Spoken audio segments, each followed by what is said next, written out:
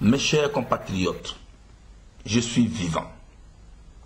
Si certains ont souhaité ma disparition physique, d'autres, plus nombreux certainement, aimeraient me voir en vie afin que je puisse participer au débat politique dans notre pays, la Côte d'Ivoire.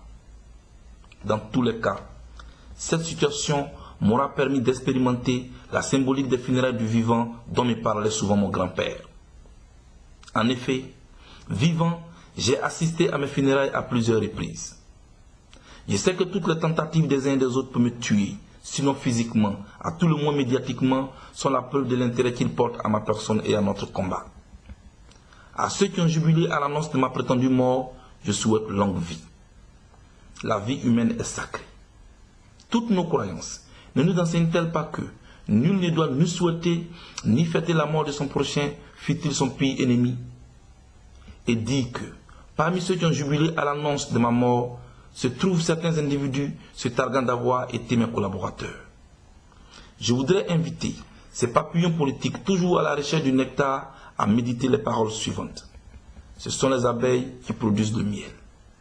À vous qui, jusqu'à cette adresse, portiez dans la tristesse et le silence le deuil, soyez rassurés, je suis bel et bien vivant.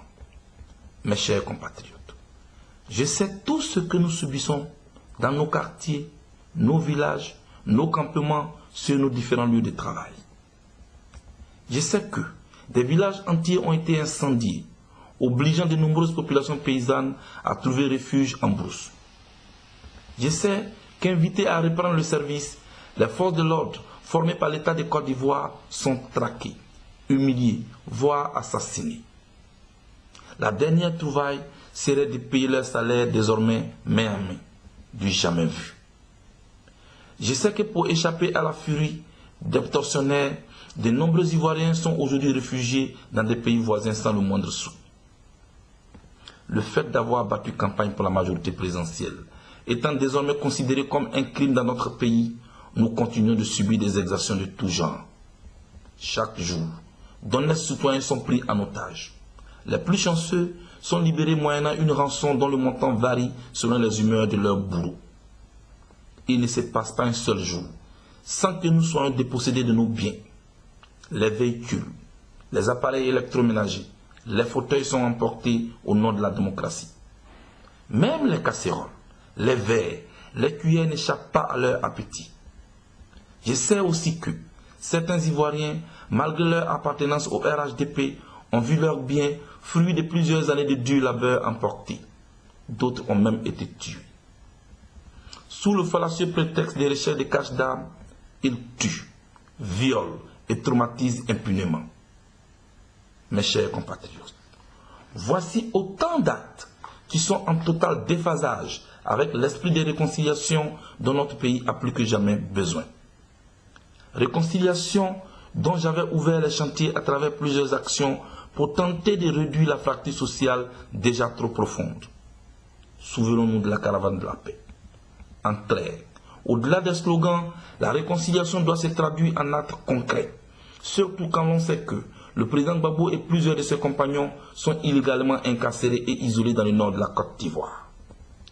En outre, notre pays, atteint du syndrome de l'allégeance et de l'apostophilie, enregistre le retour des caméléons politiques qui se vantent d'avoir prédit ce que nous vivons aujourd'hui.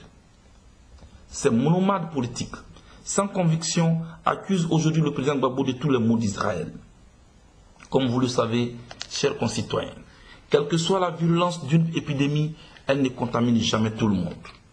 C'est pourquoi je voudrais rassurer mes frères africains et ivoiriens que dans ce capharnaüm, je demeure lucide.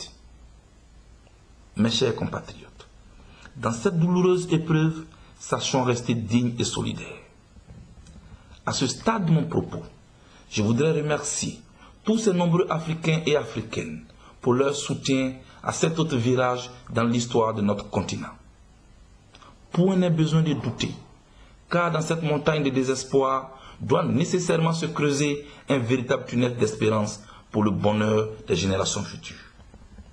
En ce qui concerne les sujets engageant la vie et l'avenir de notre pays, la Côte d'Ivoire, je me prononcerai prochainement.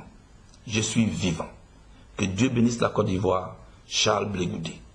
À bientôt.